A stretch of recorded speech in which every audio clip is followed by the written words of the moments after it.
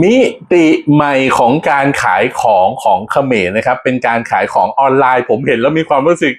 โอ้โห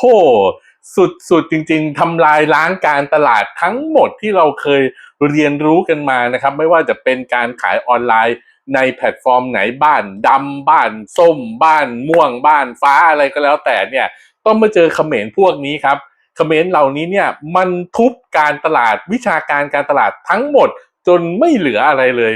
จบลงแบบสุดยอดจริงๆอันเนี้ยผมบอกเลยนะว่าผมเอามาให้ดูให้ทุกคนนั้นเป็นวิทยาทานแล้วผมถามจริงๆว่าถ้าเป็นเราจะซื้อหรือไม่คอมเมนต์มาด้วยนะครับหรือกูเปรย์มันตอนการจับกำนาดเนื้อจีมนุษย์เทวดา